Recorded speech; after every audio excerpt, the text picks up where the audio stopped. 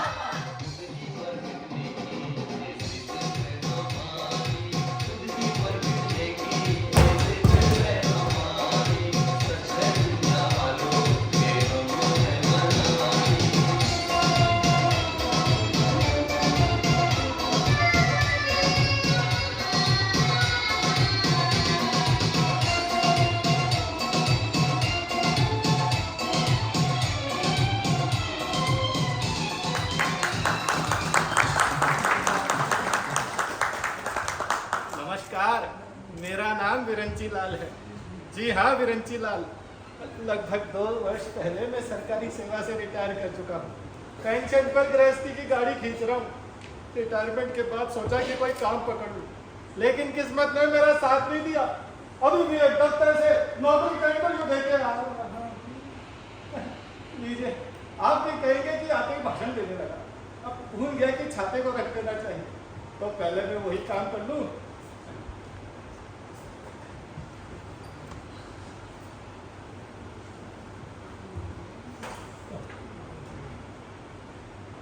अब मेरी एक अदर धर्म पत्नी है, सीएम।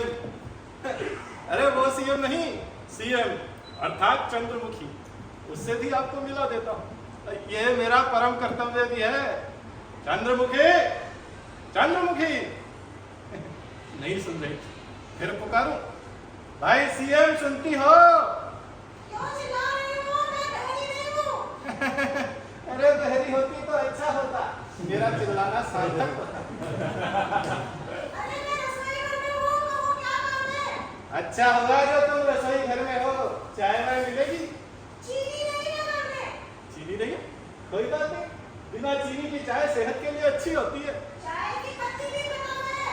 चाय की पत्ती खत्म हो गई? अब भाई सीएम मजाक मत करो। तो चाय और चीनी की पत्ती बाजार से ले आओ, कितनी जमा देती हूँ। तो अब क्या मैं खूब बाजार जाऊं? हाँ जाओ, दूध स्वास्थ्य के लिए अच्छा ही है। ऐसी चाय तो बड़ी महंगी पड़ेगी। अरे भाई, किसी लाडले को कहकर बाजार से चाय और चीनी मंगवा लो। दोनों लाडले कहाँ टिके हुए हैं? अब बताओ, मैं खुद जाऊँ क्या बाजार? तुम्हें आदेश देने की मेरी हिम्मत नहीं है। तो फिर एक गिलास ठंडे पानी से सबर करो। बाहर से आ रहे हो, ठंडा पानी भी ठीक रहेगा। तुम ठीक कहती हो। ऐसे नाजुक मौके पर ठंडा पानी ठीक रहेगा। तो फिर पिलाओ वही पानी। लाती हूँ।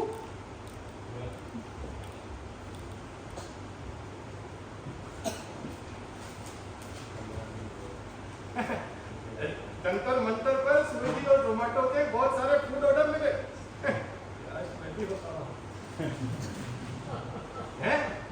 भैंस पानी में चली गई 5 दिन तक लिए। अरे इन अखबार वालों को कोई खबर नहीं मिलती। कभी इनकी भैंस पानी में जाती है, कभी इनकी बकरी ट्रेन के नीचे आती है। क्या भैंस, क्या पानी? अरे कुछ नहीं, तो तुम्हारी जैसी कोई भैंस पानी में। अरे कुछ नहीं। कहाँ से आ रहे हो मेरा परेशान? जहन्नुम से। अरे जहन्नुम से क्या बात है? उसको बात है तुम। कुछ नहीं, कोई बात नहीं है। बताओ तुम क्या बात है? सुनना चाहती हो? हाँ। सुनना चाहती हो तो फिर सुनो। आज मैं उस कम्बख्त कंपनी में नौकरी के इंटरव्यू के लिए गया था। उस कम्बख्त कंपनी का नाम मैं भूल जाता हूँ। क्या नाम है उसका? मैं क्या जानूं? हाँ, याद आया, पापड़ वाले कंपनी। हाँ, यही नाम है उसका। फिर क्या हुआ? फिर क्या, मैनेजर ने बाजबता मेरा इंटरव्यू लिया।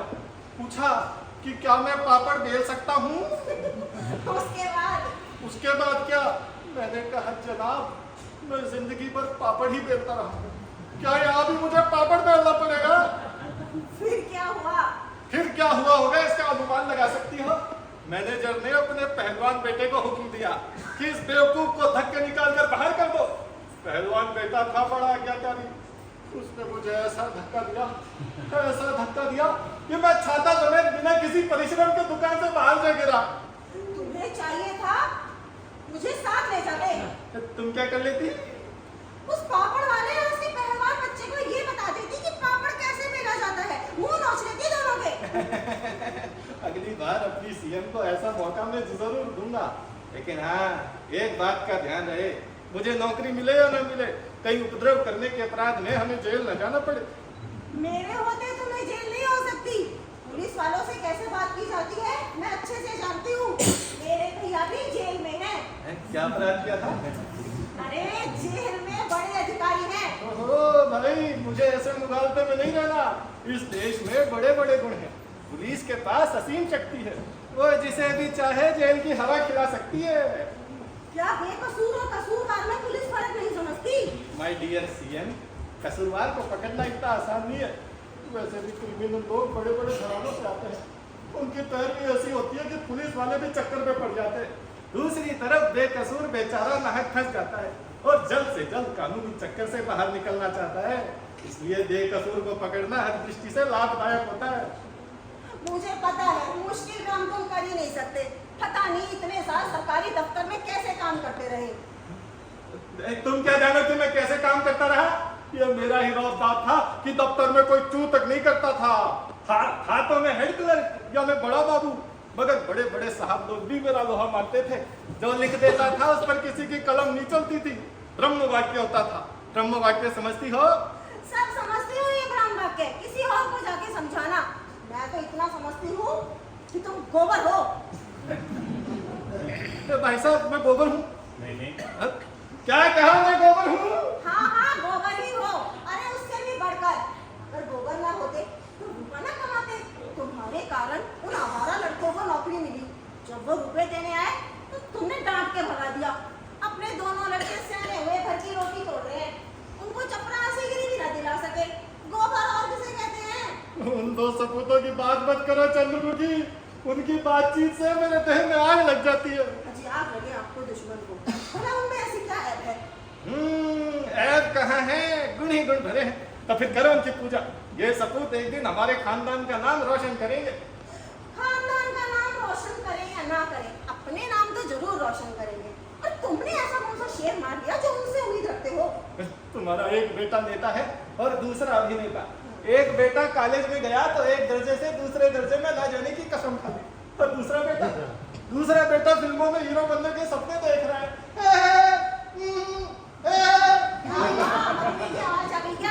नकली की उसे नई नई फिल्में देखने से फुर्सत नहीं है।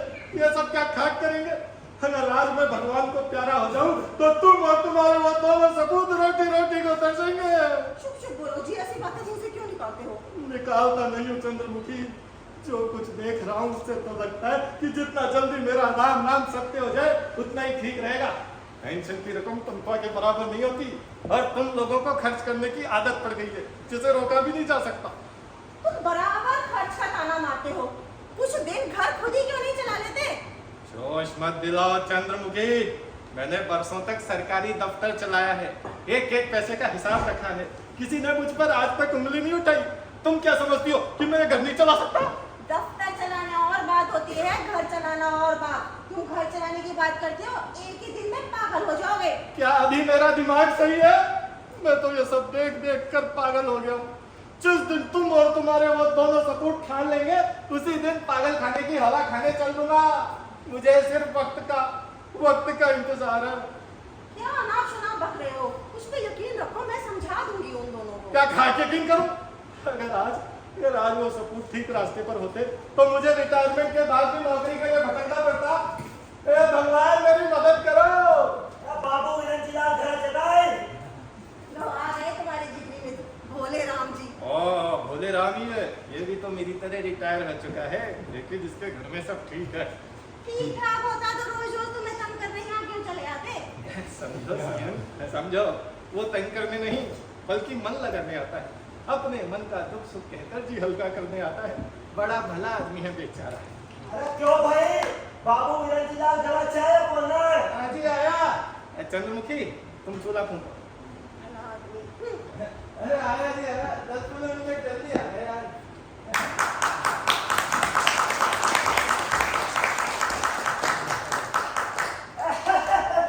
अरे भाई अंग्रेजी पूछे रहे जो सोचो तो नवाज दे दो जाओ यार। रिटायरमेंट के बाद तो तुम ऑफिस के झंझट से पूरी तरह आजाद हो। रिटायरमेंट के पैसे वगैरह तो मिल गए होंगे। अरे बता दे तो नहीं कितने मिले पैसे। अरे बता भी दो, मैं कौन सा तुमसे उधार। अतीस हो गया। भाभी जी घर पर सोने नहीं देती क्या? रिटायरमेंट के पैसे। अरे काय का पिज्जा यार, रिटायरमेंट के बाद खुलने बिगड़ चके कागज जल्दी जल्दी सरकार है। अरे लागत है कि पूरा ऑफिस ही मन भूल गयो।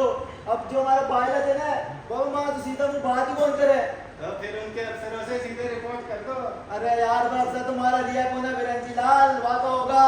और आजाद भारत के अफसर की बात ही मत पूछे, वो भी मां जो काम को बदले घूस मांगते थे। अरे बताओ भला, घूसखोर से घूस मांगते? हैं? अरे कुछ नहीं। क्या कहा, तुमसे घूस मांगते? अरे हाँ मां तो घूस मांगे थे। स्टाफ और अफसर में कहा भी बड़े पहुंचा था बेटी का बाप।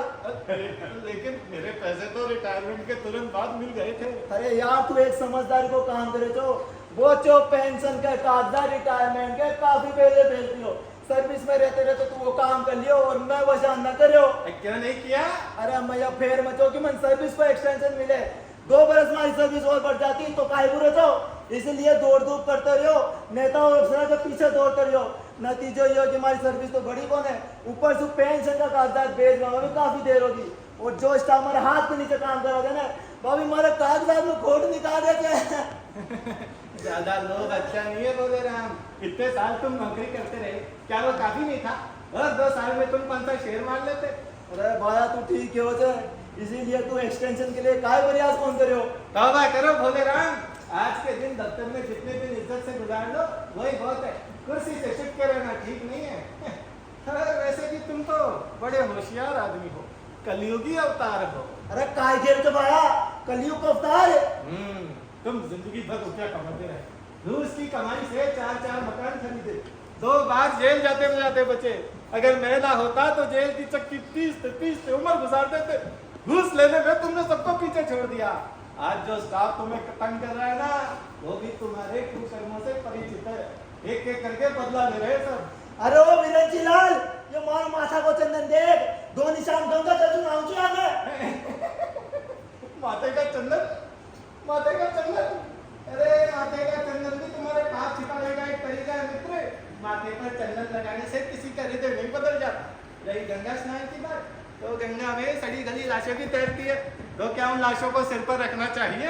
अरे ओ विरंची लाल, ये तारी भाषण देवा जाने कौन कराते, आपने आदत सुधार ले। ये तो मौत के बाद ही जाएगी बोले राम। हाँ तो बोले राम, एक बात पूछूं, बुरा तो नहीं मानोगे? अरे और कतरो पूरा मानुदा। अरे खती गोटी तो सुना दियो मैंने, पूछ और काय पूछे तो। तुम्हारा नाम भोले राम ही है? तन को शक जगाई शक है इसीलिए पूछ रहा हूँ। अजीब उल्लू हो यार तुम। मैं उल्लू हूँ? हाँ मैं उल्लू हूँ। उल्लू ना होता तो ना पूछता। तब तुम्हारा नाम भोले राम ही है? अरे हारो भाया मारो नाम बोले राम ही है और पूछ बड़। ये नाम किसने रखा? देख ले भाया, अतरो तो मन तोल को ने, लेकिन मन तो અહીંયા लागत है कि हमारा डोकरा डोकरी नाम आ गया था। रखा होगा। सभी के डोकरा डोकरी अपने अपने बच्चों का सुंदर नाम ही रखते हैं। अब मेरा ही नाम ले लो, विरंची लाल। लेकिन शायद तुम्हारे डोकरे डोकरी को ये पता नहीं होगा कि अपनी लंबी उम्र में तुम भोले राम नहीं रहोगे, बल्कि कसाई राम हो जाओगे। क्यों? सही कहा? देखो भाई, नाराज मत हो। जरा गौर से सोचो कि तुम्हारे माता पिता ने तुम्हारे साथ कैसा न्याय किया, या फिर ये भी संभव है कि तुमने उनके साथ न्याय किया है। वही बात है, दोनों बात एक ही है। अरे ओ विरंची लाल, तू आज बांग तो कौन पी लियो छे? नहीं, सिर्फ 1 गिलास ठंडा पानी पिया।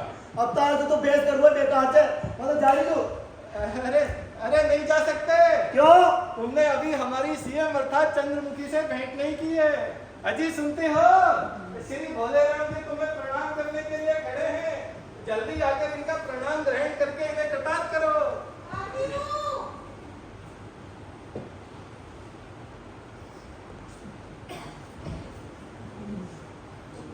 प्रणाम भाभी। प्रणाम भोलेराम जी।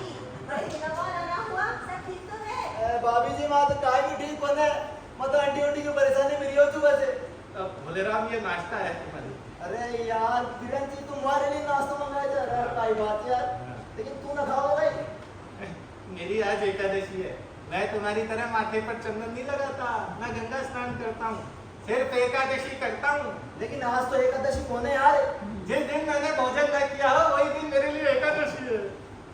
भोलेराम जी आप तो इनका स्वभाव जानते ही हैं। बेवजह झगड़ा करना होता है बस। बेवजह झगड़ा करता हूँ? तुम ये बताओ कि हमारे घर में चाय और चीनी नहीं थी, अचानक भोलेराम जी के नाम में कहाँ से आ गए? भाभी जी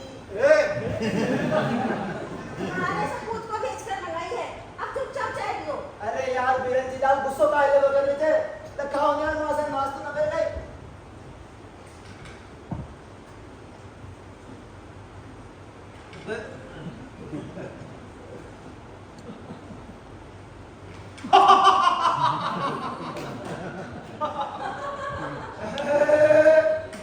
चले पर नमक मत छीको चंद्रमुखी, मुझे बहुत गुस्सा आ रहा है। अरे ओ बीरन जी लाल गुस्सो का आए तो करे थे, लेकिन जा कोना पान खिला रहा हूं। मैं पान के पैसे नहीं दूंगा, पिछली बार भी तुमने बोला था क्यों ना? अरे मैं दे दूंगा यार, तू चाह तो सही। पिछली बार भी यही बोला था कि मैं दे दूंगा। कोई बात नहीं दे दूंगा।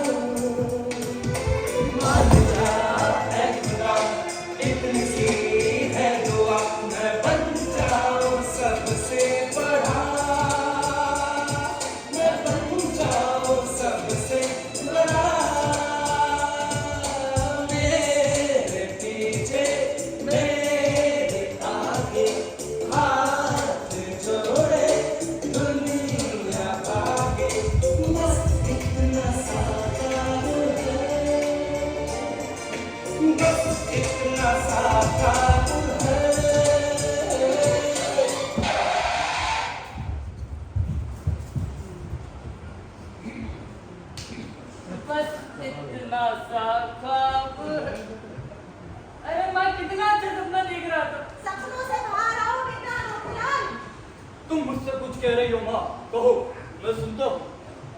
तुम्हारे पिताजी तुमसे बहुत नाराज हैं। ये कौन सी नई बात है? भला वो खुश किस पे है? ये तो बताओ। हाँ तुम ना तो पढ़ते हो और ना ही कोई काम करते हो। देखो क्या पढ़ाई से कोई लाभ नहीं, और जहाँ तक काम का प्रश्न है, मेरे योग्य जो काम है वो पिताजी को पसंद नहीं है। और तुम्हें क्या काम पसंद है? मुझे फिल्मों में एक्टिंग, मेरे भीतर एक्टिंग के तमाम गुण है। मैं तो एक्टर ही बनूंगा, क्योंकि वो किरण। लेकिन बनोगे कब? ये कहना मुश्किल है माँ, सिर्फ वक्त का इंतजार है। ज्योतिष जी भी यही कहते थे कि तेरे भाग्य में कला की सेवा करना लिखा है, तुझे तो एक्टर ही बनना है। एक्टर बनके तुम करोगे क्या? एक्टर बनके एक्टिंग करूंगा, बम्बई जाऊंगा, बड़े बड़े डायरेक्टर प्रोड्यूसर मेरे दरवाजे के आके ना खोलेंगे, हीरोइन मेरे लिए क्यों में खड़ी रहेगी। ऐ, ऐ, ऐ, आजा, अरे कब आएगी? अरे ट्रेन निकल जाएगी यार, मुंबई कब आऊंगा मैं? अरे आजा यार, अरे अब तो आजा। अरे ट्रेन, अरे यार गेट बंद कर दिए, टीटी साहब क्या कर रहा है? अरे हीरोइन नहीं चाहिए। आजा, आजा, आजा,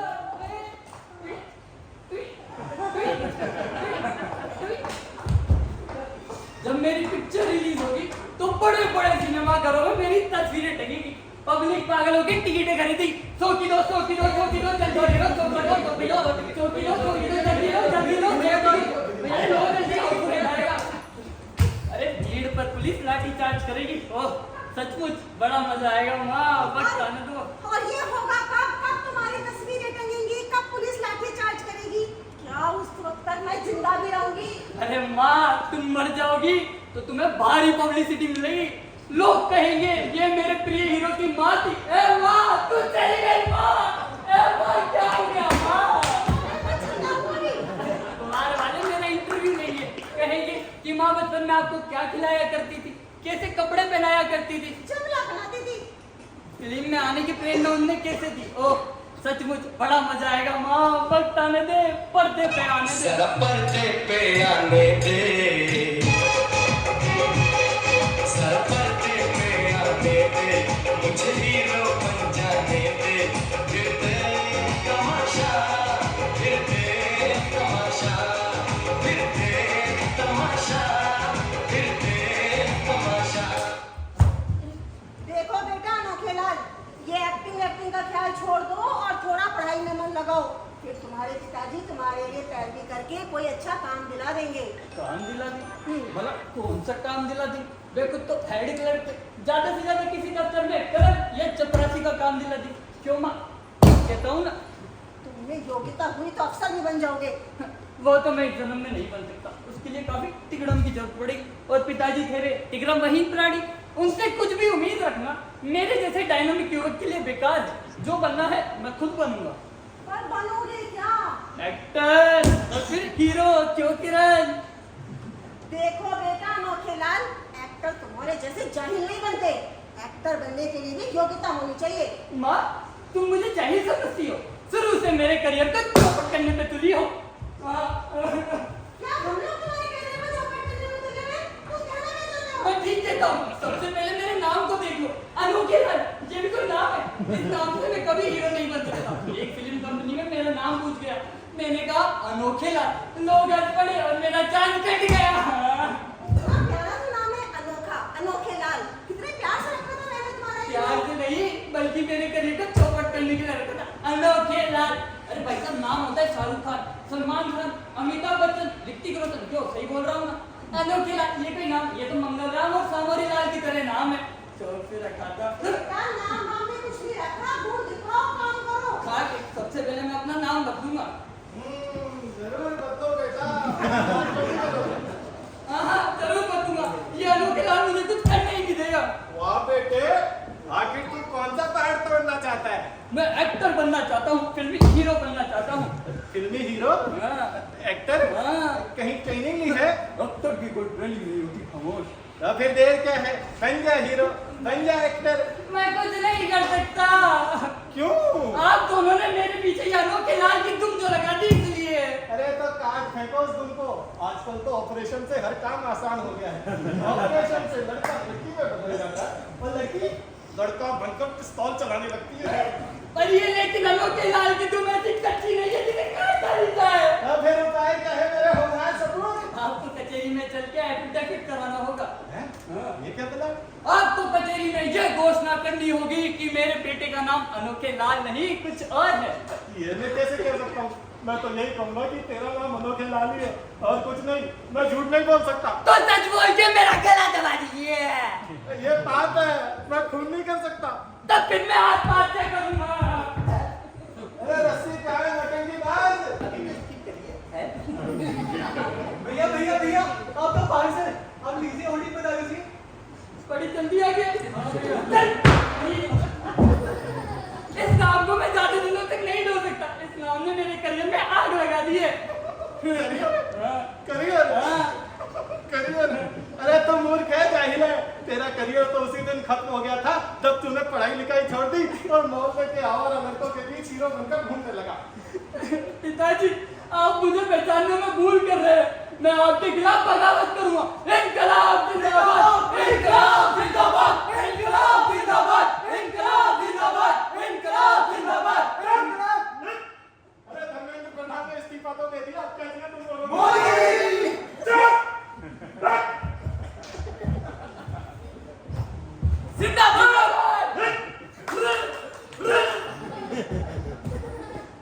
आपकी कचीना हराम कर ओए! कटिंग कर दूंगा। घर के सामने अनशन करूंगा। इस अनशन के बल पे गांधी बाबा ने अंग्रेजों को गो एंड गोन किया था, समझे? देख अनोखे लाल, तेरी इन बातों से मेरा गुस्सा बढ़ रहा है। तू मुझे अनशन की धमकी देता है, एक वक्त भूखा रह नहीं सकता और गांधी बाबा की राह पर चलना चाहता है। कह देता हूँ मेरे सामने तेरी ये एक्टिंग नहीं चलेगी। ऐसी मार मारूंगा, ऐसी मार मारूंगा कि सारा अनशन भूल जाएगा। अस्पताल जाने की नौबत आएगी, समझा? बेटा अनोखे लाल, जैसे तुम्हारे पिताजी करे वैसे ही करो, इसी में तुम्हारी भलाई है। एकदम चुप रहो। कह देता हूँ मैं गुस्से में हूँ। अपने सपूत को हटाओ वरना मैं तुम्हारा करूंगा। अच्छी जाने दीजिए, बच्चा है। आपके लिए क्या ठंडा पानी लाऊं? नहीं, मेरे लिए जहर ले आओ। जहर पीकर ठंडा हो जाऊंगा तो जिसके मन में जो आए वो करे। ठंडे हुए आपके दुश्मन, गुस्सा दूर कीजिए, इस बेवकूफ को मैं समझा दूंगी। तुम चुप रहो। आग लगाकर ठंडा करना चाहती हो? खैरियत इसी में है कि इस आवारा को फौरन मेरी नजरों से दूर हटाओ। मैं आर्टिकल तोड़ के चला जाता हूँ। अबे तो बैठ क्यों गया? जाता क्यों नहीं? देखूं किसके घर में तुझे हलवा पूरी खाने को मिलती है। जा बेटा जा, फौरन दफा हो जा। जवान बेटे को घर से निकाल रहे हो, कुछ तो सोचो। तो क्या ऐसे फूलों की माला पहनाऊं? कह देता हूँ मैं गुस्से में हूँ, बहस मत करो। चल बेटा, मैं इधर को हलवा बना के खिलाती हूँ। चल। काय का हलवा बनाया? मूंग की दाल का बनाया है। अरे गाजर का बना दी लो। हाँ हाँ बना दूंगी, चल। हाँ जा बेटा जा, माँ के साथ जा। मेरे माँ देखने से कैसे होती? बड़ा अच्छा बात है। तुझे हीरो जो बनना है। हाँ हाँ जा रहा है। शक्ल देखी उसकी? अरे उससे बढ़िया हीरो मैं था जवानी में। वो तो सरकारी दारू बन गया दिख रहा है। अभी यहाँ बैठे हो। घर पे देखिए जुर्रियाँ पड़ गई।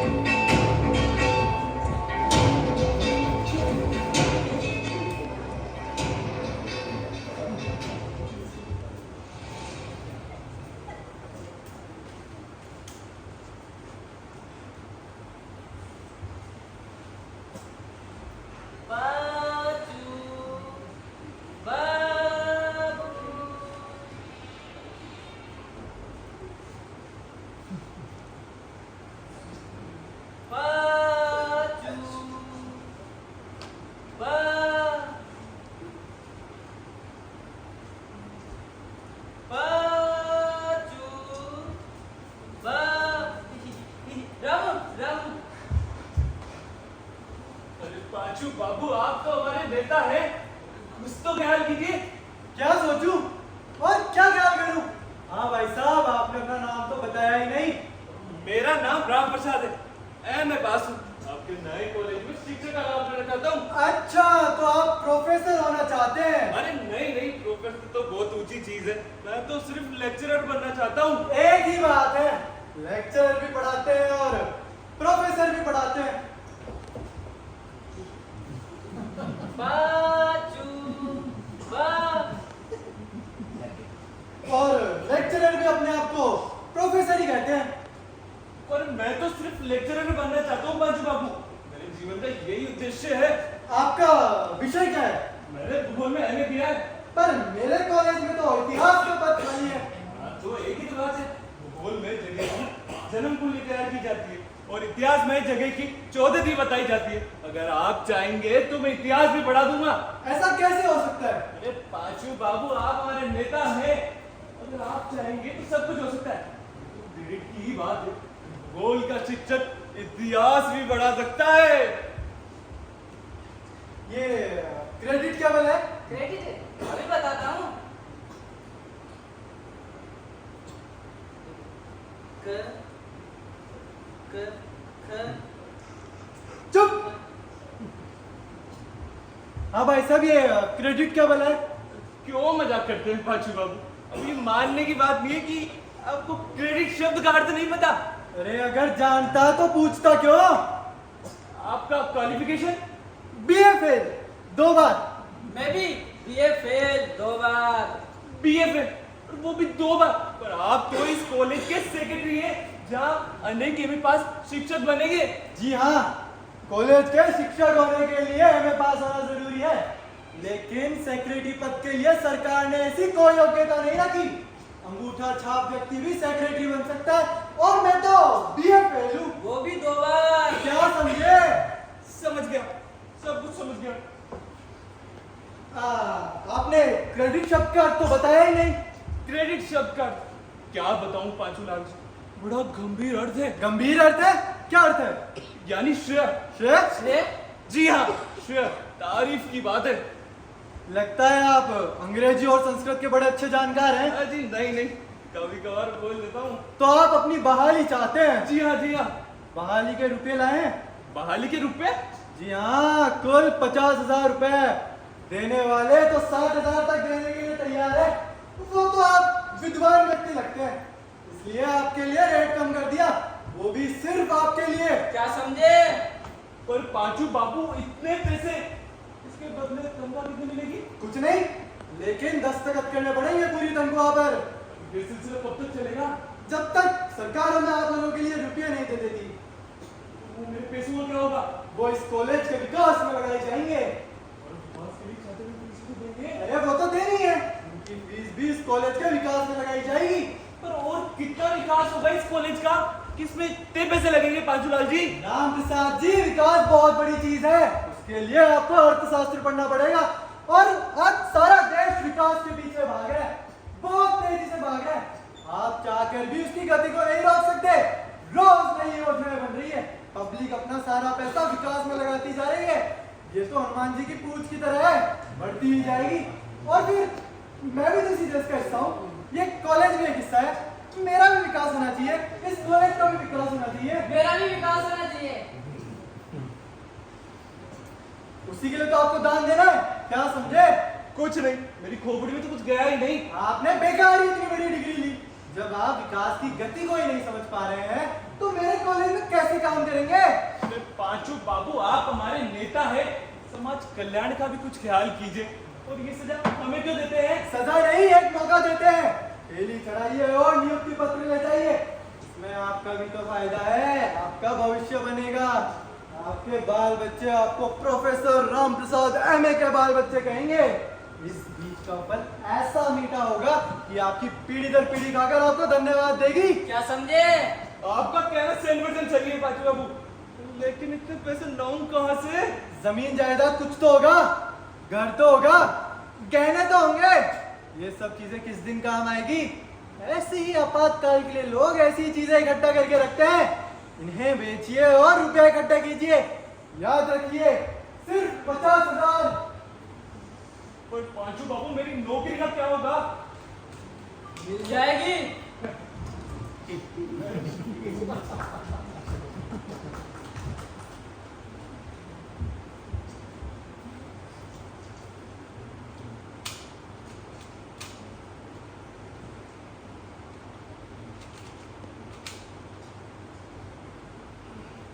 खराब हो जाएगी।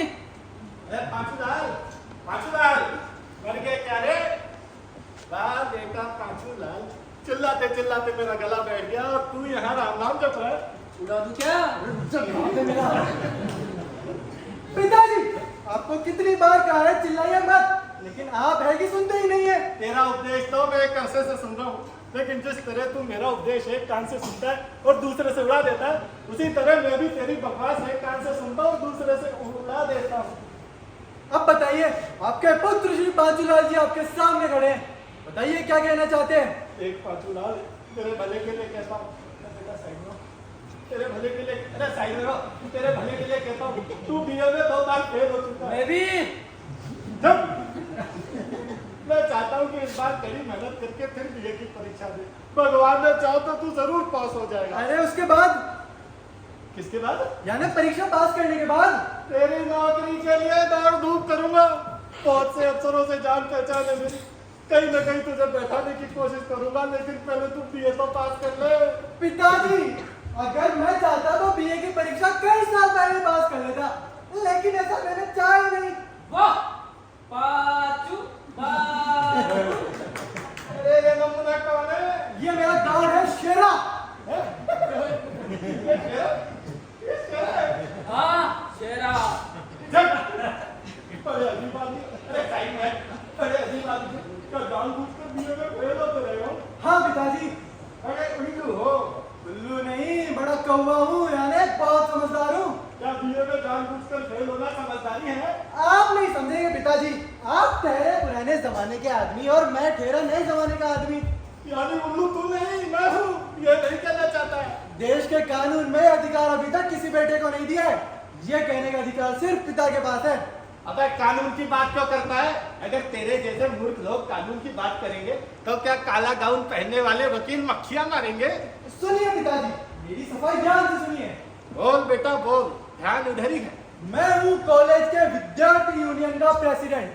विद्यार्थियों ने अपना सारा विश्वास मुझे दिया है और अगर मैं बीए की परीक्षा पास कर जाता तो मेरी नेतागिरी समाप्त हो जाती।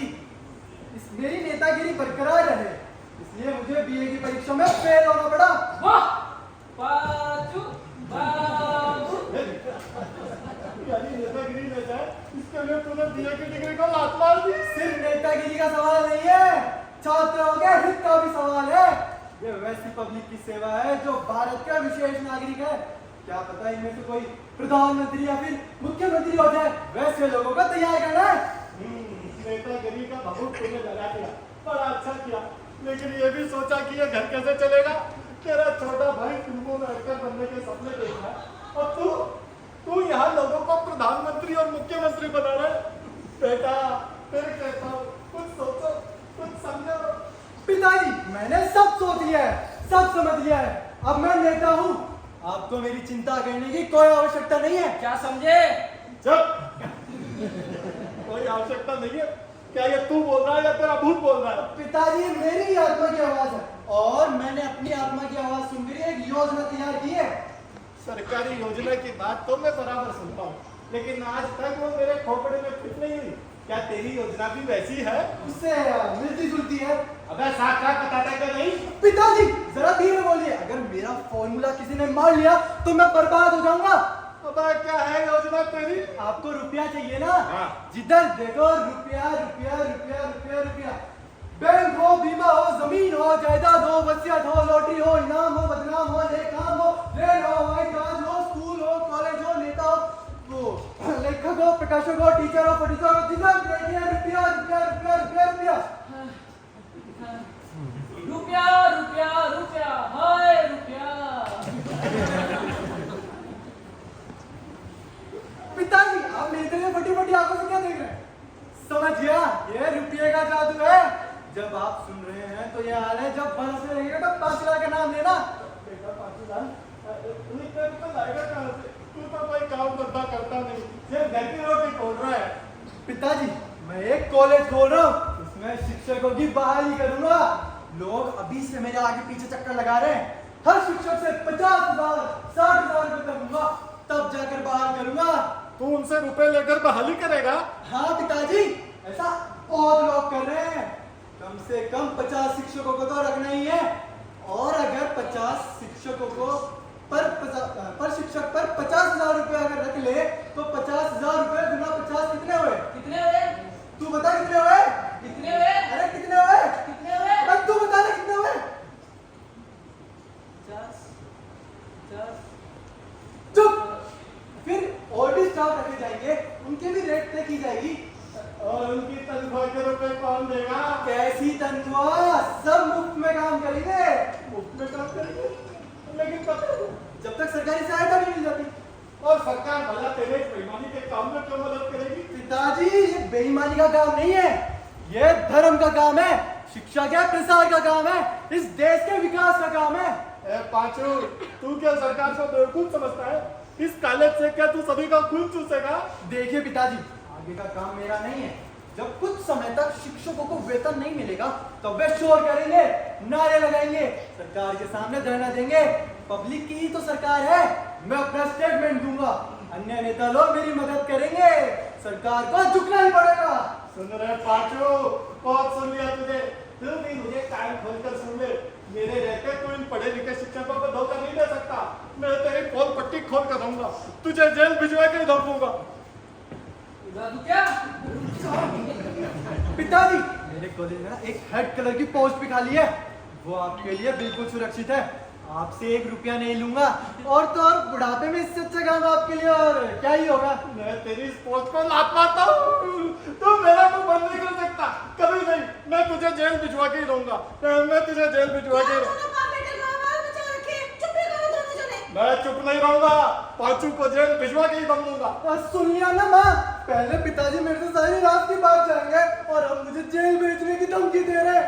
क्यों जी? पाशु ने आपका क्या बिगाड़ा है? ये कुछ करना चाहता है तो करने क्यों नहीं देते हो? तुम चुप रहो, समझती कुछ हो नहीं, हर बात में दखल देती हो। बोल पाशु, तू ही बता, क्या बात है? माँ, मैं एक बिजनेस करना चाहता हूँ, उसमें रुपया ही रुपया है। तो ये तो अच्छी बात है, इसमें तुम्हारे पिताजी को खुश होना चाहिए। फिर कहता हूँ तुम चुप रहो। नहीं चुप रहूंगी, सारा दिन दोनों बच्चों को डांटते रहते हो, ये कोई तरीका है? वो तो मैं ही हूँ जो सबको झेलती हूँ, कोई और औरत होती है तो जहर खा लेती।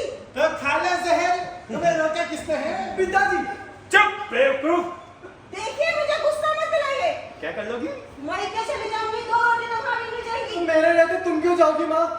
चुप चुप जियो मेरे लाल, तुम ही हो तभी मैं यहाँ पर हूँ। नहीं सबका दुश्मन हूँ ना,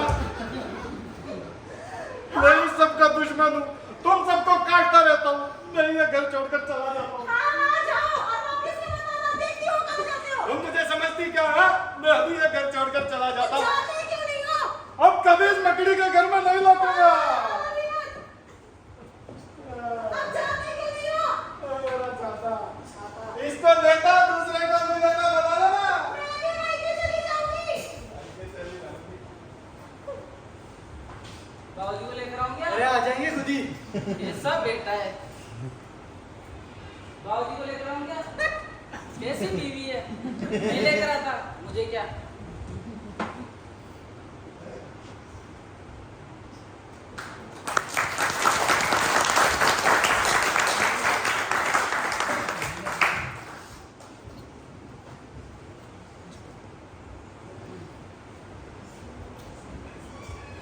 हे भगवान, कितनी देर हो गई, कब लौटेंगे? पांचू, इस बात पे पिताजी बहुत नाराज होके गए हैं, मुझे तो डर लग रहा है। माँ, धीरज रखो, पता नहीं मैंने किस मुहूर्त में उन्हें वो कॉलेज वाली बात कह दी, सीधा गर्म हो गए और फुफकारने लगे। तुम तो उनका स्वभाव जानते ही थे, तुम्हें सोच समझकर उनसे बात करनी चाहिए थी। आजकल वैसे भी बात में अभिया बेताल हो जाया करते थे। हे भगवान, किसके पास जाऊं, किससे मदद मांगूं अब? तुम चिंता मत करो माँ, अनोखे लाल आता ही होगा। सुना है जिस समय वो घर से निकले थे तो एक बस पूरब की तरफ जा रही थी, तो उसी बस में सवार तो ना हुए थे। माँ, बिना टिकट उन्हें बस में बिठाएगा कौन? और तो और टिकट के पैसे उनके पास थे ही नहीं। वाह! पाचू, सुना है जिस समय वो घर से निकले 2 मील दूरी में एक बस दुर्घटना हो गई थी जिसमें 10 लोग मारे गए और बहुत से घायल हो गए। सुना तो माँ ऐसा मैंने भी है। तुम्हारे कहने का मतलब क्या है? उनके घर से निकलने का समय और दुर्घटना का समय आसपास था, तो मुमकिन है उस दुर्घटना में वो भी हो। अरे माँ, पिताजी इतने बेवकूफ थोड़ी ना थे जो दुर्घटना वाली बस में जाकर बैठेंगे। अरे मूर्ख, बेवकूफ वो नहीं, वो तो जीवन भर दूसरों को बेवकूफ बनाते रहे। लेकिन ऐसा हादसा ही हो गया हो तो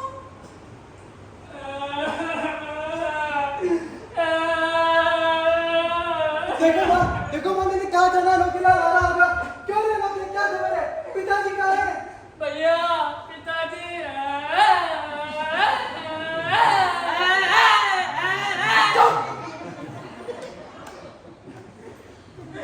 क्यों रे नौकरी तो साफ साफ बताता क्यों नहीं? बेटा नौकरार बताते क्यों नहीं हो तुम्हारे पिताजी कहाँ हैं? भैया मैंने पिताजी का गरम मूड देख लिया था। सच कहता हूँ भैया, वो मुझसे सीनियर एक्टर थे, मान गया। मैं चाह के भी वैसा मूड नहीं बना सकता था। मैं उन्हें देखता रहा, वो मुझे देखते रहे, वो मुझे देखते रहे, मैं उन्हें देखता रहा। अरे आगे क्या हुआ? फिर वो तेजी से आगे निकल गए, मैंने पीछा किया, तब तक वही बस में सवार हो गए। मैं देखता रहा और वो 9-11 हो गए। अरे फिर क्या हुआ? आगे का हाल क्या कहूँ, आए पिताजी। अरे बात तो पूरी कर। कहता हूँ भैया, फौरन कहता हूँ। फिर पता चला आगे एक बस दुर्घटना हो गई। एक बस भैंस से टकरा गई। भैंस को तो कुछ नहीं हुआ, मगर बस की छत नीचे और चारों पैर हवा में। वाह क्या भैंस थी। मैं दौड़ता दौड़ता वहां पहुंचा। मेरे पहुंचने से पहले सभी लाश अस्पताल पहुंचा दी। क्या याद के लिए? नहीं, पोस्टमार्टम के लिए। अब ये पोस्टमार्टम क्या बना है? पोस्टमार्टम, पोस्टमार्टम, इसमें लाशों की चीड़-फाड़ की जाती है। मरने के बाद भी इतनी दुर्गंध। हारे नौकरी, तू अस्पताल भी गया था? हाँ भैया गया था, वहाँ पे बहुत भीड़ थी। लाशों को पहचानना कठिन था, चेहरे का भी रंग बदल गया था। मगर एक लाश की जैकेट मेरे पिताजी की जैकेट से मिलता जुलता था। मैं वहीं रुक गया। रोने का मन हुआ पर मैंने अपने आप पे पूरी तरह कंट्रोल किया। फिर मैंने जैकेट की जेब में हाथ डाल के देखा, ना तो कोई रुपया और ना ही कोई कागज। फिर मुझे विश्वास हो गया वो मेरे पिताजी की लाश थी। तुम्हारे पिताजी अपने पास छाता रखते थे, तुमने उनके पास छाता रखा देखा? माँ, लाश धोकर ले जाने वाले तो पिताजी की इस आदत से परिचित नहीं थे। हो सकता है वो छाता किसी के घर पहुंच गया हो।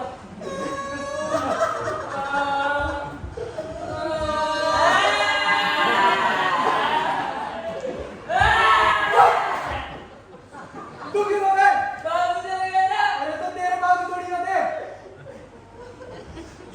अरे तो तेरे को छाती के बारे में पता लगाना चाहिए था ना। उससे ये पता चल जाता कि लाश पिताजी की थी भी कि नहीं। भैया छाते की जानकारी तो सिर्फ पिताजी ही दे सकते थे, मगर वो इस छाते का मुंह छोड़ के इस दुनिया से कूच कर चुके हैं।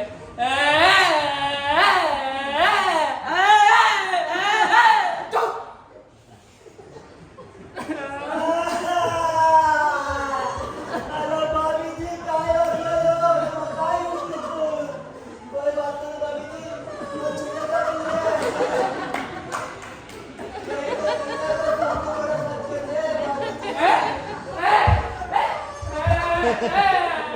चाचा क्या हो गया? अरे बेटा काय नहीं, हम सब पी लो जाओ। भाभी जी रो मत हो। आप ना किसी मुझे तो यह बोले ना कि आप सब ने ये दुनिया की माया छोड़ एक न एक दिन ये रात को नहीं बोलो।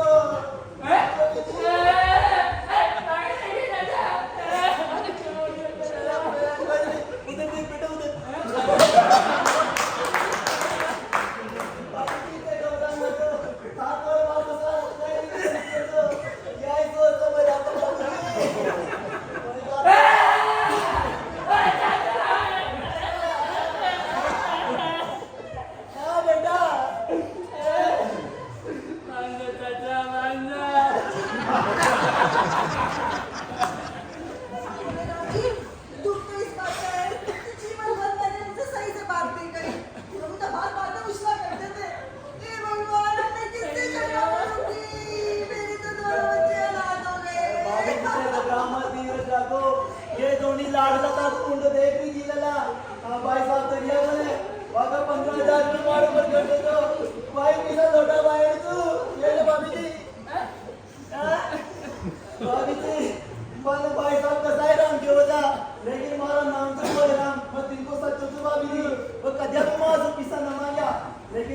में आगे बढ़ने की बात सोचती है तो अगर दिएड़ा पीछे चुका भी नहीं मर गयो ने तो मैं आगे दिन में मरकत बनूंगा और वीरेंद्र लाल मारो पर पीपल बनू बेला वाली जी नई बात करे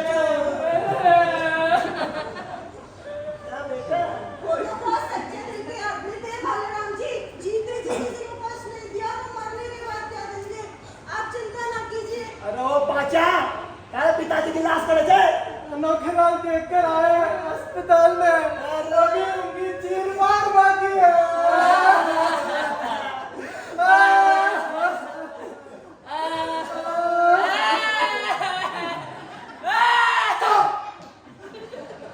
चीर फाड़ इसीलिए अस्पताल के बारे में पोस्टमार्टम कहते हैं।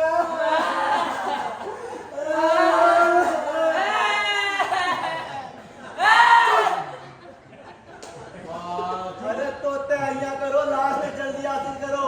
अरे कोई मोमबत्ती लाओ रे कोई धूपबत्ती लाओ रे कोई अगरबत्ती लाओ रे अरे मटकी लाओ ढक्कन वाली और वो जैसे की को डब्बल ला के सरस वालो जेलन मार दो तू अंडा काय करे चलनो कल अस्पताल जाओ ना।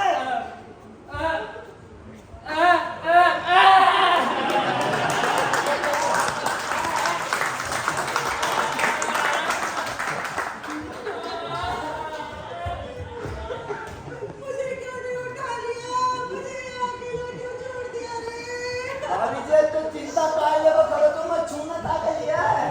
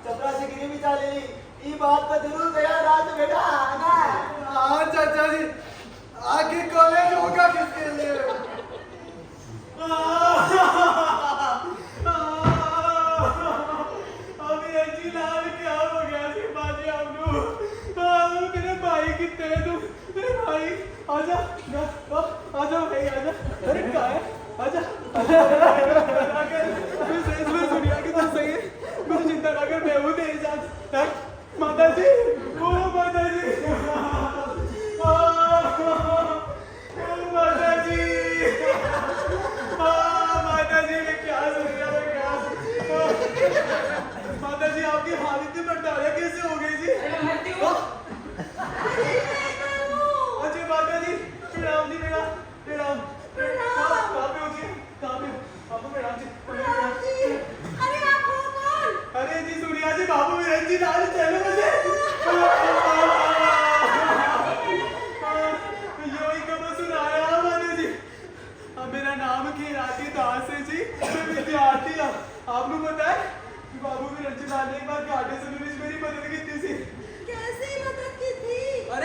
की फीस नहीं देने के गए ना कॉलेज ਵਿੱਚ ਮੇਰੇ ਨਾਮ ਕੱਟਿਆ ਸੀ ਮਾਤਾ ਜੀ अब ਉਹਦੇ ਲਈ ਨਾ ਮੈਂ ਡੋਨੇਸ਼ਨ ਮੰਗ ਰਿਹਾ और जब मैं बाबू विरंची लाल नाल कोल गया ना सी तो उन्होंने पूछा ए मुंडे तू रोए मत मैनू बता किन्ने रुपए चाहिए ने तेनू मैं देवांगा तेनू मैं कहा अंकल मैनू कुछ 5000 चाहिए अरे फिर क्या जी यार तूने तुरंत 5000 मैनू दे दिते माता जी और फिर क्या हुआ सी बीए पास करने तो बाद मैंने एक अच्छी सी नौकरी कर ली और नौकरी करने बाद जब मैं अंकल को रुपए लौटाने गया ना माता जी तूने लैंड में साफ इनकार कर दिया कि हाँ कि एक बार दे देते मुंडे अब नहीं लेवांगा मैं और आज माता जी मैं आपने वही रुपए देने लेके आया माता जी रुपए लाए हो? हाँ जी लाया जी माता जी ये लो जी ये जी अब भारतीय दुनिया में ईमानदार लोगों की कमी कौन है मन ले लियो छोरा ने ले लियो आप ठीक कहते हैं चाचा जी हाँ जी मैं तुझसे मैं पूछ रहा कि तुम सब लोग शमशान घाट कितने बजे जाओगे जी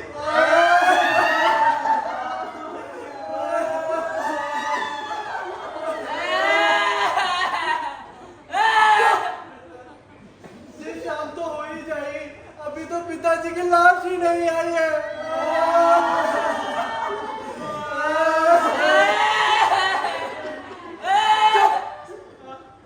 माता जी मैं सुना कि आप और विरंचीलाल एक दूसरे से बहुत प्यार करते थे ना तो चिंता ना करो और अब भी ना दो प्यार करने वाले जोड़े हम चाहते थे तू नहीं पता बुला ला गया चिंता ना करो माता जी अच्छा मैं चल रहा मैं फिर आऊंगा माता जी मैं फिर आऊंगा अच्छा चल रहा की करो माता जी की करो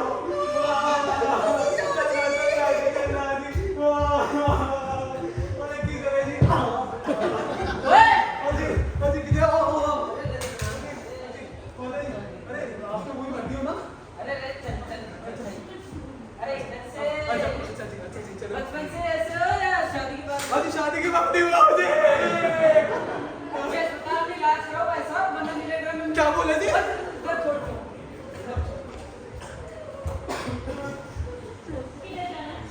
रसोई के अंदर जाना है चाय बनाओ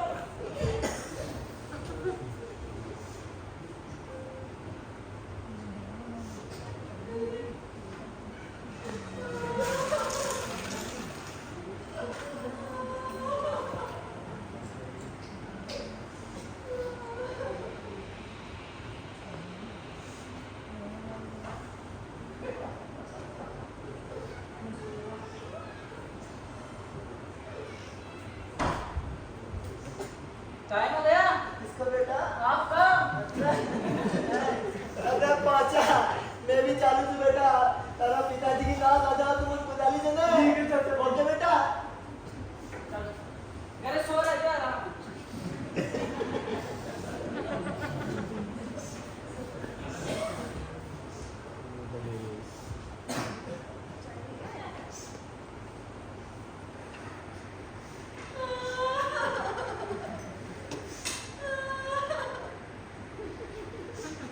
चीनी कम डाली है चीनी इतनी थी गुड़िया को चीनी कम कर दी चाय में हाँ कुछ नहीं कभी ने कीड़ा दे चाय की पत्ती इतनी क्यों ठोक दी अरे पत्ती ऐसी थी पति हाय मेरा पति चला गया रे अरे चाय पत्ती ऐसी हाँ हाँ बोल बोल हाँ साथ में क्या बोला शाही पनीर बना लेना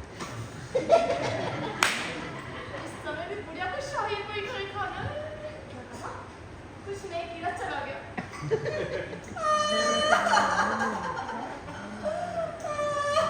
बाजू तेरे पिताजी जाने वाले थे चले गए खेत अब खुल रहे हैं कैसा मैं ये जीवन भर कुत्तों कंगाल बने रहे मुझे भी पैसों के लिए मोहताज रखा अभी बाहर वालों के लिए दान दे कान बने रहे मैं समझा नहीं अरे अभी तो दो ही आए हैं भोले राम जी और खिराती दास जी ना जाने किन किन को कर्जा दे रखा है ना हो उन दोनों भले आदमियों का कि खुद ही कर्ज लौटाने चले आए नहीं तो तुम्हारे पिताजी की अक्लमंदी से तो ये पैसे डूबे ही थे माँ तुम बिल्कुल चिंता मत करो सब ठीक हो जाएगा क्या खाक ठीक हो जाएगा उनके दाह संस्कार का खर्च कैसे होगा कुछ सोचा है तुमने माँ दास का खर्च तो तुम्हारे पास इन दो आदमियों ने दे ही दिया है आगे के लिए भगवान पर और स्वर्गीय पिताजी पर भरोसा रखो भगवान पे भरोसा रख सकती हूँ तुम्हारे स्वर्गीय पिताजी पे तो मेरा राज भरोसा भी खत्म हो गया है क्यों अरे खुद तो भिखारियों के जैसे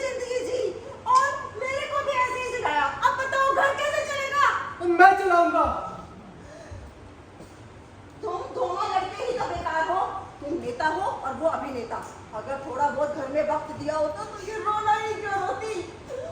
तुम्हारे पिताजी जीवन भर तुम्हारे कर्मों को रोते रहे और तुम उनकी बातें हवा में उड़ाते रहे। उसी का ये नतीजा है। मैं कॉलेज खोलूंगा, उससे 1.5 साल रुपए कमाऊंगा और हमारी सारी दरिद्रता दूर कर दूंगा। बाहर में क्यों तुम्हारा ये धंधा? मैं तुम्हें ये धंधा हरगिज़ नहीं करने दूंगी। क्यों? तुम्हारे इसी कॉलेज के धंधे के चक्कर में तुम्हारे पिताजी घर छोड़ के चले गए और आज से भी जान खो बैठे। क्या चाहते हो मैं भी घर छोड़ के चले जाऊं? जान दे दूं अपनी? माँ तुम विचित्र हो। कभी तो पिताजी के जाने के बाद उन्हें जली कटी सुनाती हो और कभी उनके पग चिन्हों पर चलने की बात कर रही हो। मेरा दिल ही ऐसा है, तुम्हारे पिताजी के ऊपर क्रोध ज्यादा देर टिकता ही नहीं है। ये अच्छा ही है। क्या अच्छा है इसमें? क्रोध का ज्यादा देर तक नहीं ठहरना। हेलो पाचा, तारा पिताजी की लाश आई है? कौन आई? नहीं चाचा जी, अभी तक अनोखीलाल नहीं लौटा है। ये अनोखा एक नंबर का नालायक लड़का है। लग गया होगा किसी के साथ फिल्मों की चर्चा करने। पांचू तू बड़ा है, तेरे को सब जानते हैं, जरा पता कर। नहीं ऐसा तो नहीं अस्पताल वालों ने लाश लाने के लिए मना कर दिया हो? ऐसी दुर्घटना में पुलिस को भी चक्कर हो तो भाभी जी। पुलिस को? हाँ, इस दुनिया से बाबू वीरेंद्र लाल को नाम को आदमी अलविदा कर दियो तो यह नाम तो पुलिस डायरी में दर्ज होनी चाहिए ना। पांचू तेरे तो थाना मिनिस्ट्री में जान पहचान है ना, तो तू फोन करके पता कर। मन तो यहाँ लागत है कि वह अनोखा लाल की फिल्मी हरकत ने देख ले तो पुलिस ही तो फोन पकड़ ली जाए। मुसीबत है मुसीबत, एक तरफ पति की लाश गायब, दूसरी तरफ बेटा जेल में। हे भगवान ये क्या दिन दिखा रहे हो? अरे पांचू तो बड़े-बड़े मुंह के देख रहे हैं, कुछ करता क्यों नहीं? माँ मैं ऐसे सोच रहा हूँ कि ऐसी गंभीर परिस्थिति में मुझे क्या करना चाहिए। अरे तू 5 ऊंचे या बहुत ऊंचे है? दुनिया के लिए नहीं तो बड़ा फिर थे नारा हता कराओ थे, नारा लगवा थे और घर के जवाब कैसे चांच रहा तो आप ही बताइए फिर क्या करूं? अरे तू दौड़कर अस्पताल जा और थाने जा और पिताजी की लाश को उतार कर बेटा और वो हमारा नौकर लाल खोज उसका 4 चाटा मार दीजो। मर गया। एक गिलास पानी। पानी पानी क्या कर रही है? पानी निकालो। रो क्यों रहा है? बाजी मर गया ना। अरे तो तेरे बाबू की नजर जब पानी ले गया।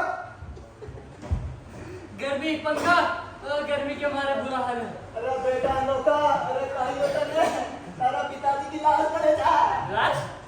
लाश? हाँ लाश लाश ऊपर चली गई। क्यों ना नौके, तू साफ-साफ बताता क्यों नहीं? भैया मैं ठीक है तो पिताजी की लाश ऊपर चली गई। क्या मतलब? बेटा अनोखेलाल आंखें खोल और बता तेरे पिताजी की लाश कहाँ गई? किसकी लाश? अरे बाबू वीरेंद्र लाल की लाश है। मैं क्या जानूं?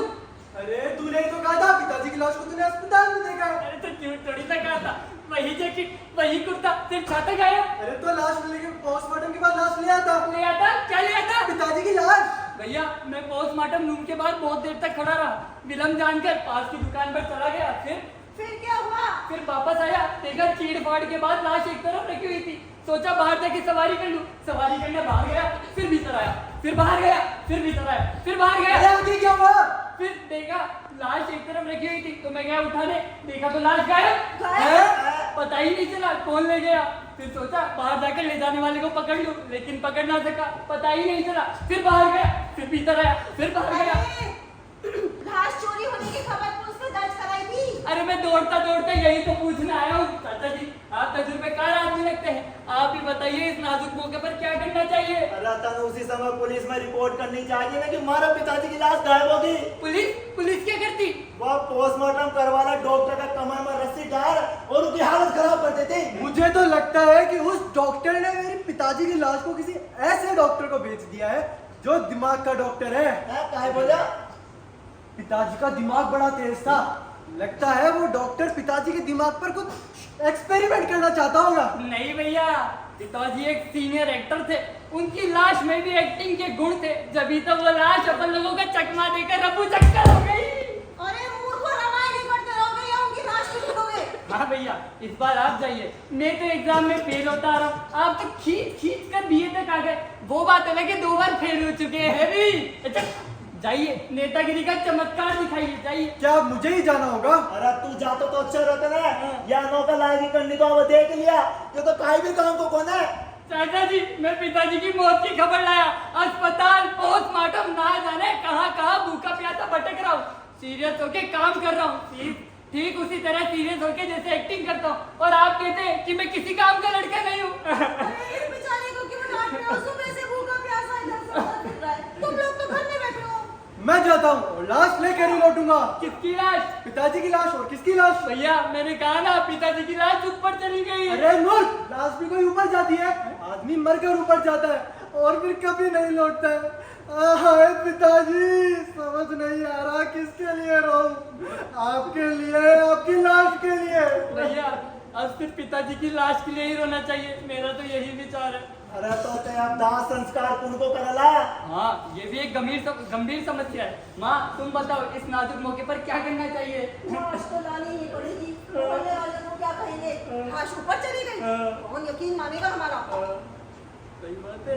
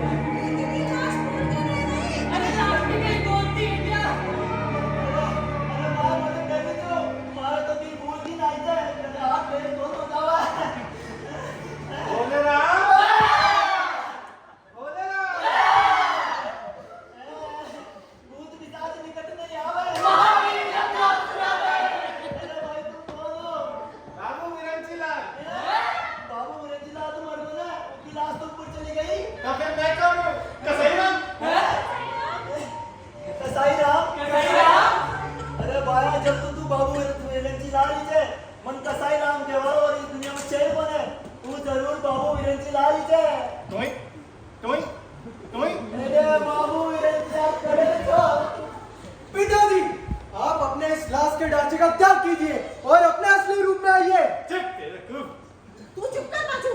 हाँ भैया, अभी पिताजी का गुस्सा चांस नहीं हुआ है। वो पहले से तुमसे कमा है, तुम कुछ मत बोलिए। गुस्सा छोड़ दीजिए जी, हम तो आपके बिना बहुत चिंतित हो गए थे। इसीलिए चिंतित थे कि मेरी हल्ती शीघ्र आदर्श नगर मोक्षस्थान पहुंचे। अरे हमारे आपके दुश्मन, आप गुस्से में घर छोड़ के चले गए थे। हम सब कितना परेशान हो गए थे। कहाँ रहे इतनी देर? यमपुरी में।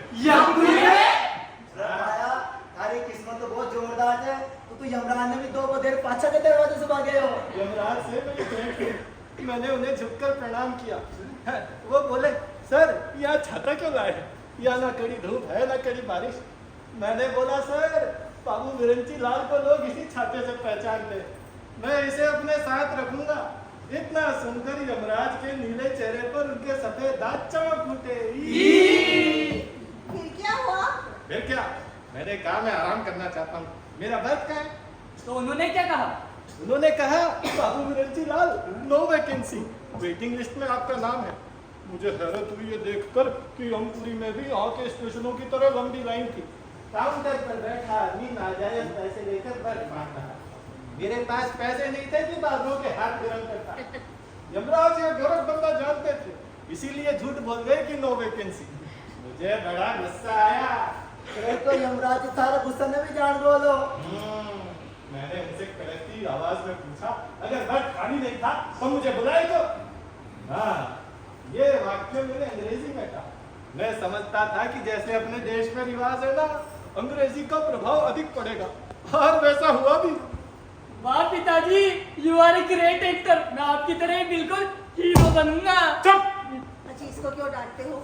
उसके बाद क्या हुआ? उसके बाद यमराज ने यमलोक के बाबुओं को डांट पिलाई। मुझसे बोले, सर रिजर्वेशन स्लिप मेरे हाथ में दे दीजिए। मैंने पूरे 2 बर्थ के लिए रिजर्वेशन स्लिप भर दी। 2 बार क्यों? पर आप तो अकेले थे। अरे नहीं, बहुत सोच समझकर 2 बर्थ मांगे थे हमने। एक मेरे लिए और एक अपनी चंद्रमुखी के लिए। दोनों बर्थ हमें साथ में मिलेंगे। नहीं, अरे पांचू, बचा रहे हैं तेरे पिताजी को, यमलोक से यमदूत बनके मुझे लेने आए हैं। बचा रहे हैं लोग के। अरे भाभी जी धीरज रखो। यो बाबू विरंची लाल हमारी तो यमलोक से आए थे, इन्हें तो जाबो में काफी देर है। ज्यादा देर नहीं है, लेकिन चंद्रमुखी को चलना होगा मेरे साथ। ऐसा मैंने यमराज को वचन दिया है। मैं नहीं ना जाऊंगी, कह देती हूँ, मैं नहीं जाऊंगी। ये जिद धरी की धरी रह जाएगी। यमलोक के यमदूत बड़ा सा रस्सा लेकर आएंगे और तुम्हें बांध कर खींच कर धरती पर ले जाएंगे। तुम चिंता न करो, मैं रहूंगा तुम्हारे साथ। आप हमेशा धोखाधड़ी करते रहे और आज भी वही कर रहे हो। मैं बोले राम नहीं हूँ चंद्रमुखी। मैं ना माथे पर चंदन लगाता हूँ, ना गंगा स्नान करता हूँ, ना कोई गलत काम करता हूँ। आपने 15,000 रुपए भोला राम जी को उधार दिए, उससे छुपाया क्यों? उधार दिए? लेकिन कब? और एक लड़के को भी 5,000 रुपए उधार दिए, वो बात भी मुझसे छुपाई। अब मुझे कुछ याद नहीं, लेकिन जहाँ तक भोले राम का सवाल है, हो सकता है इन्हें सख्त जरूरत रही। इनको कर्ज देना आसान है, लेकिन वसूलना नामुमकिन। मैं अपनी जुबान का तरफ करता, इसलिए मैंने इन्हें कभी ठोका ही नहीं। जहाँ तक उस लड़के का सवाल है, वो लड़का गर्दिश में रहा होगा, इसलिए मैंने उसकी मदद कर दी। लेकिन तुम्हें कैसे मालूम हुआ? भाया, अरे थारी मौत के बाद मेरी अच्छी बुद्धि थोड़ी देर के लिए जागी। मैं सारा पैसा भाभी जी ने लौटा दियो। वो लड़का भी पैसे वापस दे गया है। शाबाश बोले राम, अब तुम कसाई राम नहीं रहे। कहो तो एक वर्ष तुम्हारे लिए भी यमपुरी में रिजर्व करा दूं। अरे नहीं भाया, मत करावे। मारो पेंशन को केस भी तो बात चाल देते। मैं तो ये दुनिया में बहुत मजा से नचू। मारे लिए रिजर्व मत करावे। मारो टाइम आलो तो मैं बिना टिकट यमपुरी पहुंच जाऊंगा। और जो लोग पैदल चले थे ना, वहां भी तो रेला में बर्थ मिल जाते ना। मैं मैनेज कर दूंगा भाया, मत करावे। हाँ चाचा जी, ग्रेट एक्टर। चुप बदतमीज। अरे जश्न मनाओ, पिताजी आ गए। सन म्यूजिक।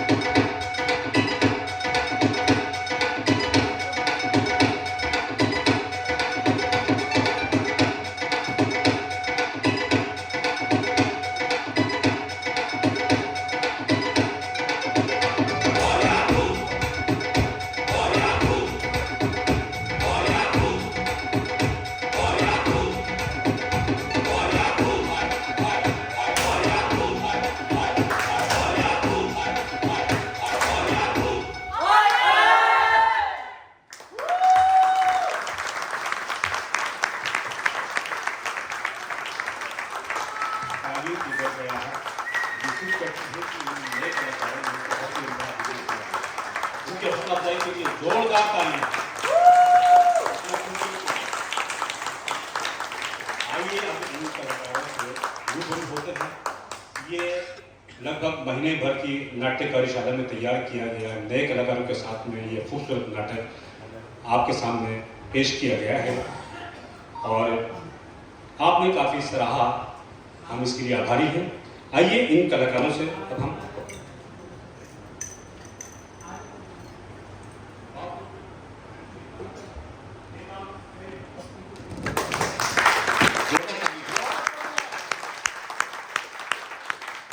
बाबू विरंची लाल, देवांग सैनी, चंद्रमुखी, कान्या गोयल, राज केतन चौधरी, काली की बनी भोले राम कान्हा वर्मा, पांचू लक्ष्य शर्मा, शेरा अकबर अली,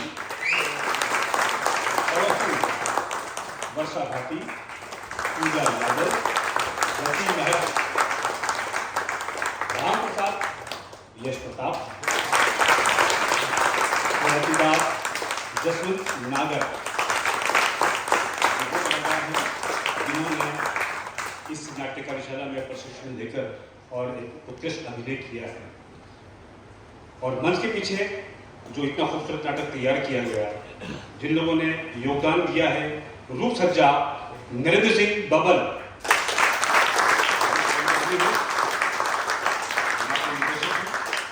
मंच सामग्री व निर्माण राजकेतन, लक्ष्य, देवांग, जसवंत नागर, और कार्यक्रम कल्पना अशोक बेनीवाल और विजेंद्र नरवाल, फोटोग्राफी और वीडियोग्राफी हितेश।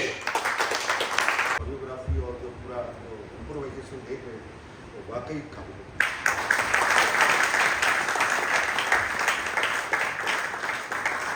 बहुत बहुत धन्यवाद आप सभी का जो इतनी बड़ी संख्या में आए। हम आपके लिए बहुत अच्छे अच्छे कार्यक्रम लाते रहेंगे, आप आते रहें, इस रविंद्र मंच को उजागर करते रहें। आपसे ही रौनक है, आपसे ही सभी चीज़ें हमारी हैं। आप हैं तो फिर हम हैं।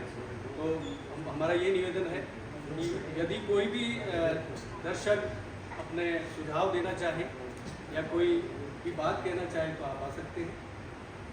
ये मंच खुला है। इसको हाँ, ये इसके लिए बहुत बार AC ऑन ही है सब, चारों एक ही बंदे चार खुले।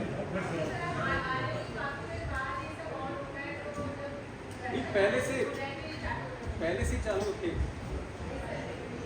आप नाटक के बारे में कुछ बोले तो बताएं। बहुत ही मजा आया सर, बहुत ही मजा आया। मैं अगर दोबारा नाटक हुआ तो वापस आप इधर आइए, आशीर्वाद दीजिए। ये सब नए बच्चे हैं, पहले भी उनकी तारीफ करो।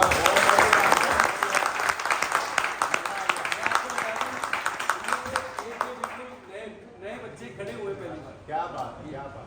इससे पहले भी जो बच्चे हैं वो एक दो नाटकों में आपको नजर आए हैं।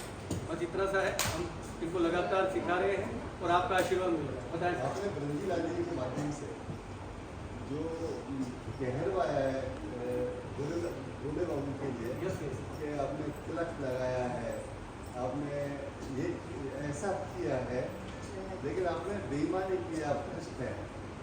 इन चीज़ों को और आप ज़्यादा इसको उजागर करने का प्रयास। धन्यवाद।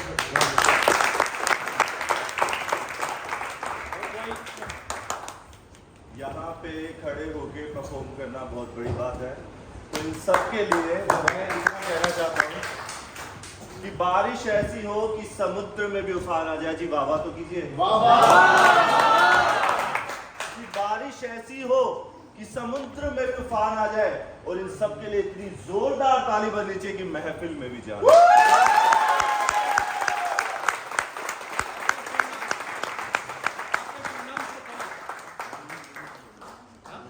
दिनेश मोदी जी के लिए धन्यवाद। तालियां। पंकज चोपड़ा जी, क्या बात है। आप सभी से निवेदन है कि नंबर लिख के जाए, डायरी है बाहर।